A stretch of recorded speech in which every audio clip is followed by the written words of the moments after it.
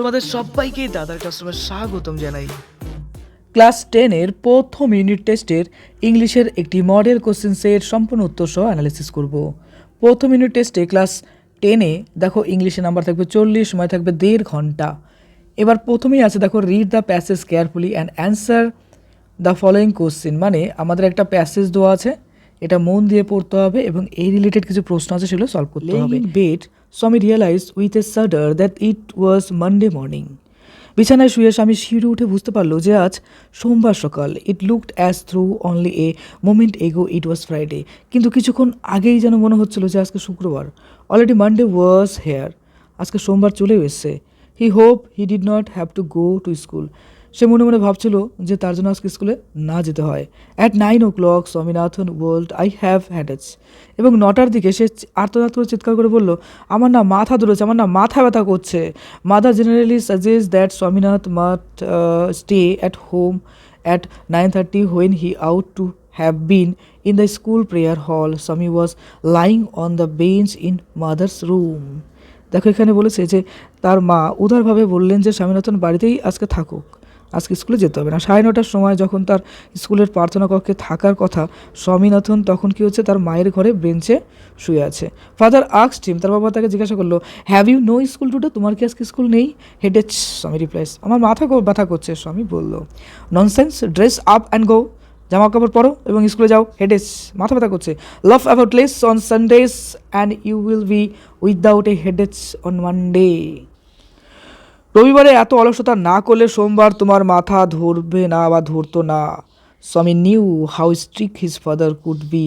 স্বামীনাথন জানে যে তার বাবা কতটা কড়া। So he change his tactics, I cannot go too late to the class. তার বাবাকে বললো যে না, কথা মোড় ঘুরিয়ে দেবো, বললো না আমি লেট করে স্কুলে যেতে চাই না। You will have to, it is your own fault, তোমাকে যেতে হবে, এটা তোমার দোষ। তার বাবা বললো, what will the teacher think if I go too late. Sir কী ভাববো যদি আমি লেট করে যাই? Tell him you had a headache and so are late. তুমি তোমার স্যারকে বলবে যে তোমার মাথা ব্যথা করছিল, তার জন্য তুমি লেট করে আসছো। You will scold me if I say so. আমি যদি এগুলো বলি তিনি আমাকে বকবেন। উইল হি, তিনি? লেট আসছি, তাহলে তো আমাকে দেখতে হচ্ছে ব্যাপারটা। হোয়াট ইজ হিজ নেম, তার নামটা কি? স্বামীনাথন বললো যে Samuel. Does he always scold the student, তিনি কি সবসময় স্টুডেন্টদেরকে বকাবাজি করে? He is very angry man, না তিনি খুব রাগী একটা মানুষ। He is specially angry with boys who come in late, সে সেই সমস্ত স্টুডেন্টদের উপর বা ছাত্রদের উপর বা ছেলেদের উপর রাগ করে যারা লেট করে আসে। I would not like to go late to Samuel's class, আমি এই জন্য স্যামুয়েল স্যারের ক্লাসে লেট করে দিতে চাচ্ছি না। If he is so angry why not tell your headmaster about it, যদি তোমার স্যামুয়েল স্যার এতই রাগি হয়, তুমি তারা হেডমাস্টারকে কেন বলছো না? They say that even the headmasters is afraid of him, সবাই বলে হেডমাস্টারও নাকি তাকে দেখে ভয় পায়। চলে আসছি আমরা প্রশ্ন উত্তর পর্ব নিয়ে। Choose the correct alternative to complete the following sentence. দেখো 3টে প্রশ্ন, 3 নম্বর। 1 নম্বর এই নাম্বার আছে, উইথ এ সোল সাডার স্বামী রিয়েলাইজ দ্যাট ইট ওয়াজ, সে কী অনুভব করেছিল? আমরা গল্পতে বললাম যে এটা কি মানডে ছিল, তাই না? তার উত্তর হবে দেখো মানডে। তারপরে বি নাম্বার, হোয়েন স্বামী out to have been in the school prayer হল হি ওয়াজ লাইং অন দ্য, কিসের মধ্যে? বেঞ্চের মধ্যে বসেছিল, তো দেখো বেঞ্চ হলো। তারপরে according to Swami Samuel is specially angry with boys who are late, তাই না? তাহলে 2 নম্বর হবে লেট, যারা লেট করে যায় তাদের উপর রাগ করে। তারপর দেখো 3 নম্বরে বলেছি, state whether the following statements are true or false, যেগুলো সত্য এবং মিথ্যা সেগুলো নির্বাচন করতে বলছে। Provide sentence phrase words in support of your answer, মানে যেগুলো সত্য তার পাশে যুক্তি দিতে হবে, মিথ্যা তার পাশে যুক্তি দিতে হবে। এক কথা বলতে গেলে সাপোর্টিং স্টেটমেন্ট দিতে হবে। এই number, Swami said that he had a headache, Swami বলেছিল তার মাথা ব্যথা। সত্য তো, ঠিকই বলেছিল, ট্রু, তার সাপোর্টিং স্টেটমেন্টে। At 9 o'clock Swaminathan wailed I have a headache, 9টার দিকে আর্তনাদ করে উঠে বললো যে আমার মাথা ব্যথা করছে। বি নাম্বার, স্বামী was lying in his father's room, তার বাবার রুমে ঘুমাচ্ছিল, না, ফলস। সাপোর্টিং স্টেটমেন্টে দেখো বলবো যে Swami was lying on the bench in mother room, তার মায়ের ঘরের যে বেঞ্চ আছে সেখানে শুয়েছিল। C number, according to the Swami the headmaster was not afraid of Samuel, এটা ভুল, কারণ হেডমাস্টারও কিন্তু তার দেখে ভয় পেত, এটাই সবাই বলতো। They say that even the headmaster is afraid of him. Answer the following question, 4টে প্রশ্ন, 4 নাম্বার। এই নাম্বার কোশ্চেনে বলেছে দেখো, what did Swami realise with a shudder when he was lying in bed, বিছনার মধ্যে শুয়ে হঠাৎ সে কী আবিষ্কার করলো, কী জানতে পারলো? যে আজকে হচ্ছে সোমবার চলে এসছে। তো লিখবো আমরা দেখো, Swami realise with a shudder that it was Monday morning. Next B number, where was Swami laying when he should have been in the school prayer hall, কী পেলো? দেখো Swami was laying on the bench in mother's room, তার মায়ের যে রুমটা আছে সেখানে একটা ব্রেঞ্চে সে শুয়েছিল, তাই না? তারপরে আছে why was Swami afraid to go to the class, কেন স্কুলে লেট করে যেতে ভয় পাচ্ছিল? Swami was afraid because he claimed his teacher Samuel was specially angry, কী বলেছে, বয়েস হু আরাইভ লেট, মানে যারা দেরি করে যায় স্যামুয়েল স্যার তাদের উপর রাগ করেন। ডি নাম্বার, অ্যাকর্ডিং টু স্বামী what do people say about the headmaster relationship with the Samuel, কীরকম সম্পর্ক ছিল? এখানে বলছে দেখো স্বামী said that people believe even the headmaster is afraid of Samuel sir, মানে স্যামুয়েল স্যারকে দেখে হেডমাস্টার নাকি ভয় পেত। নেক্সট আসছে দেখো আর একটা আছে, read the passage carefully and answer the following question, একটা আনসার দিলাম আমি। দেখো এখানে বলছে, এখানে দেখো বলছে যে Leo was a quiet boy who loved old maps, মানে লিও বলে একটা ছেলে ছিল যে হচ্ছে কি পুরাতন আমলের যে মানচিত্র আছে সেগুলোকে পছন্দ করতে ভালোবাসতো। One rainy Saturday while exploring his grandfather's dusty attic he found a small silver key touch inside a hollow book, মানে কি বলতো, এক বর্ষণমুখর শনিবারে তার দাদুর ধুলোমাখা চিলেকোঠা ঘুরে দেখার সময় সে একটি ফাঁপা বইয়ের ভেতরে গোজা একটি ছোট্ট রূপোর চাবি খুঁজে পেল। দেয়ার ওয়াজ নো নোট, কোনো নোট ছিল না, only a golden tassel attached to the ring, মানে বলতে গেলে এখানে একটা রূপোর চাবি সেখানে গোজা ছিল। তো সেই বিষয়টা বলছে দেখো, এখানে কিন্তু কোনো কাগজের চিরকুট ছিল না, কেবলমাত্র আংটিটির সাথে একটি সোনালির উপর ঝালর, মানে একটা ঝালরের মতো কিছুটা, রিংয়ের মতো কিছুটা লাগানো ছিল। Curiously which search the room until he spot a tiny wooden chest hidden behind a stack of paintings, মানে সে সমস্ত ঘরটা কৌতূহল ভাবে খুঁজতে থাকলো এবং একসময় কী হলো, এক গাদা চাবির আড়ালে লুকানো একটা ছোট্ট কাঠের বাক্স তার চোখে পড়লো। তারপরে দেখো বলছে এরপরে his heart raced as he insert the key, মানে সে চাবিটার মধ্যে ভরবে এরকম একটা ইন্টারেস্ট পেলো। It turn with a satisfying click, মানে তার মধ্যে এই জিনিসটা আসলো যে না আমি একটু করে দেখি তো কী হয়। Inside did not find gold or Jewel, মানে সোনা বা অন্যান্য গয়না টয়না পায় নাকি, বাট এই কালেকশন অফ ওল্ড ফটোগ্রাফ, কিন্তু তার মধ্যে অনেক পুরাতন আমলের ফটোগ্রাফ সে পেলো। অফ হিজ গ্র্যান্ডফাদার্স, তার ঠাকুরদার অ্যাজ এ ইয়ং এক্সপ্লোরার, মানে তার ঠাকুরদার যে ছোটোবেলায় ইয়ং এক্সপ্লোরার ছিল সেই বিষয়ে জানতে পারলো। Realise then that some treasure are not made of gold but of memories, তখন তার মধ্যে একটা জিনিস ফুটে আসলো যে কিছু কিছু জিনিস না সোনা বা অন্যান্য গুপ্তধনের মধ্যে লুকিয়ে নেই, কিছু কিছু ক্ষেত্রে পুরাতন কিছু মেমোরিও কিন্তু আমাদের সম্পদে পরিণত হতে পারে। অ্যাকচুয়ালি তাই না? একটা কথা দেখো বলেছে মাল্টিপল চয়েস কোশ্চেন এমসিকিউ, প্রথমতই আছে এক নম্বরে where did Leo find the silver key, কোথায় সেই সিলভার কেটা খুঁজে পেয়েছিল? তো ইনসাইডে হলো বুক, একটা হলো বুকের মধ্যে পেয়েছিল। 2 নম্বর what was attach to the key ring, কী লাগানো ছিল একটা, আমরা বলেছিলাম যে একটা সোনালি কিছু না। তো দেখো 3 নম্বর আছে এ গোল্ডেন ট্যাসেল, এটাই হবে অ্যান্সার। তারপর 3 নম্বর what did Leo find inside the wooden chest, কী পেয়েছিল তার মধ্যে? আমরা বলছিলাম যে ওল্ড ফটোগ্রাফ, পুরাতন ছবি পেয়েছিল, তাই না? Write T for true and F for false, চলো আমরা প্রথমটা পড়বো।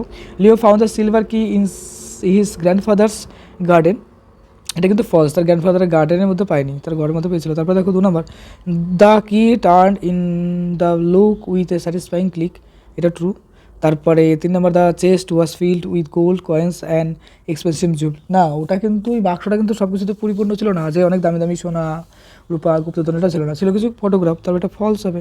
চলে আসছে নেক্সটে অ্যান্সার দ্য ফলোইং কোশ্চেন। 1 নম্বর what kind of weather was it when Leo was in the attic, আবহাওয়াটা কি ছিল? ইট ওয়াজ এ রেইনি স্যাটারডে, মানে বর্ষণমুখর একটা স্যাটারডে, মানে শনিবার ছিল।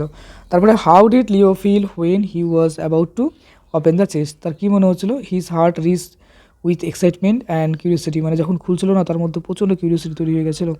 এবার আসছে দেখো নেক্সটে why did Leo value the photograph, কেন ফটোগ্রাফকে ভ্যালু দিয়েছিল? He valued them because they represented his grandfather history as an explorer, মানে এর থেকে বোঝা যাচ্ছিলো যে তার ঠাকুরদাও কিন্তু একটা এক্সপ্লোরার ছিল এবং তার থেকে গুরুত্বপূর্ণ তার ঠাকুরদার একটা স্মৃতি তার মধ্যে ছিল। গ্রামার অ্যান্ড ভোকাবুলারি, প্রথমত fill in the blank with appropriate articles and preposition, 4টে প্রশ্ন দিলাম, আমি নাম্বার কম করে দিলাম, 2 দিলাম, কিন্তু দেখো অ্যাকচুয়ালি আর্টিকেল প্রিপোজিশনে 1 করেই থাকে, আর প্রচুর প্রশ্ন কিন্তু সলভ করতে হবে, মন দিয়ে পড়বা, হ্যাঁ প্রচুর প্র্যাকটিস করো। তো এখানে দেখো অ্যারিফা বলছে the younger dash the 2 girls has crack, দেখো এখানে বলছে the Arifa the younger dash the 2 girls, এখানে কী বলছে বলো তো? অফ হবে। তারপরে দেখো এখানে বলছে যে has cracked IIT while dash older one is, এখানে দেখো এই যে আইআইটির আগে যেটা আছে এখানে ওয়াইল, তারপরে দা বসবে the older one is dash engineer, an engineer হবে in multi national company in a multi national company, এ হয়ে যাবে এখানে। চলো দেখে নাও সলিউশন করে দেওয়া আছে এখানে। এরপর আছে নেক্সট ভয়েস চেঞ্জে বলছে Swami father's wrote a letter to the headmaster, তাহলে দেখো লাস্টের পার্টে কী আছে? এখানে টু দ্য হেডমাস্টার আছে, আমরা এই লেটার দিয়ে শুরু করবো, তাহলে লিখবো এই letter was written to the headmaster by Swami's father's, বা সেটাই লিখলাম। তারপরে দেখো 2 নম্বর, the student are reading the story of Malgudi's days. এখানে দেখো আমরা শুরু করবো the story of Malgudi's days in being reached by the student. Being কেন হলো, যেহেতু রিডিং আছে তার জন্য BING করে দিলাম, এটা বাস কমপ্লিট। চলে আসছে নেক্সট, রাইটিং স্কেল। তোমাদের কিন্তু প্রত্যেকটাতে 10 নম্বর করে থাকবে। আমি তোমাদের একটা থাকে, কিন্তু আমি এখানে 2টো দিলাম, কারণ 2টো আমার কাছে ইম্পর্টেন্ট মনে হলো। এরপরে যদি আরেকটা সেট নিয়ে আসে তবে সেখানে আরও 2টো ইম্পর্টেন্ট আমি কভার করে দেবো। হ্যাঁ, গত বছর এই প্রশ্নটা আসছিল বিভিন্ন স্কুলে, তো দিয়ে দিলাম। Write a letter to your friend within 100 words advising your chum to visit the public library in her or his locality as frequently as possible. মানে তুমি তোমার বন্ধুকে একটা চিঠি লিখবা। হ্যাঁ, সেই চিঠির বক্তব্যটা কী হবে, যে তুমি যেটা প্রাইভেট লাইব্রেরিতে গেছিলে সেই প্রাইভেট লাইব্রেরি সম্পর্কে লিখতে হবে, তোমার বন্ধুকে একটা চিঠি। তো এই তো গেল বিষয়। তো আমি চলো লিখি, ডিয়ার রাজু, প্রিয় Raju, I hope you are doing well. আমি মনে করি যে তুমি খুব বেশ ভালোই আছো। I am writing to suggest that you start visiting your local public library more frequently. মানে তুমি যদি পারো তোমার বাড়িতে পাশে যদি কোনো লোকাল লাইব্রেরি থাকে অবশ্যই যেও। এই library is a treasure trove of knowledge that goes beyond your school text book. মানে তোমার যে বইপত্র আছে স্কুল টেক্সট বুক, কিন্তু সেটা ছাড়াও এটা কিন্তু একটা জ্ঞানের সম্পদ, একটা ট্রেজার বলতে পারি। It offers a quiet disciplined environment that is perfect for deep focus and improving your concentration. মানে তুমি যদি রেগুলার লাইব্রেরিতে যাও পড়াশোনা করো, তাহলে তোমার কনসেন্ট্রেশনটা অনেক ডেভেলপ হবে এবং তুমি নিজেকে ইম্প্রুভও করতে পারবে। By exploring different genres you will not only improve your vocabulary but also develop a broader perspective on the world. মানে কি, পৃথিবীর অনেক কিছু সম্পর্কে জানতে পারবে, বিশ্ব সম্পর্কে একটি বৃহত্তর দৃষ্টিভঙ্গি তোমার গড়ে তুলবে, তাই না? তারপর তোমার চারপাশে শব্দ ভাণ্ডার গড়ে উঠবে, এবার ওরকম অনেক কিছু জানতে পারবে। এবার সেটাই, make it a habit to spend at least one hour there every week. এটা ঠিক যে তুমি প্রতি সপ্তাহ সেখানে অন্তত 1 ঘন্টা কাটানোর অভ্যাস করতে পারো। তারপরে দেখো বলছে যে trust me, it is the best investment in your self. মানে তুমি তোমার এটি অ্যাকচুয়ালি তোমার নিজের জন্য সেরা একটা বিনিয়োগ করা হবে এই সময়টা। Warm regards Arijit. যাই হোক, চলে আসছে নেক্সটে, write a letter to the editor of newspaper within 100 words about the problem faced by commuters due to reckless driving of public commuter. হ্যাঁ, যাই হোক, কমিউটার পাবলিক ড্রাইভিং। দেখো এটা বলছে কি যে আমাদের বর্তমানে গণপরিবহন যেটা ব্যবস্থা হয় না, যে যোগাযোগ ব্যবস্থা, গাড়ি টাড়ি যে যায়, তো সেই সময় কী হয়, যাত্রীদের যে সমস্যার সম্মুখীন হয় সেই বিষয়ে একটি সংবাদপত্র সম্পাদকের কাছে একটি চিঠি লিখতে হবে। মানে সে ক্ষেত্রে গাড়িটা কী স্পিডে চালাচ্ছে, কী কী প্রবলেম হচ্ছে সেই ব্যাপারে। এডিটর লেটার মাধ্যমিকের জন্য খুব ইম্পর্টেন্ট, 10 মার্কসের কোশ্চেন হয়। তো আমরা লিখবো, দেখো, two the editor the daily Times, তারপরে কলকাতা, সাবজেক্ট দিয়ে দিলাম এখানে, মানে একটা স্টার্টিং যেটা লিখতে লাগে লিখলাম। তো সাবজেক্ট বলতে এখানে কী বোঝাচ্ছে, যে hazard of reckless driving by public vehicles. মানে এই যে গণপরিবহন যেটা আছে সেখানে কী হয়, খুব স্পিডে গাড়ি চালানো হয় বা বিভিন্নভাবে গাড়ি চালানো যেটা হয়, সেই ড্রাইভিংটা যেটা আলটিমেটলি কিন্তু একটা বিপদ সম্মুখে ডেকে আনে। তো এই ব্যাপারেই বলছে সাবজেক্টে। সাইডে দিয়ে বলবো, through the columns of your estimate daily I wish to draw attention to the grave dangers posed by the reckless driving of public buses and taxis.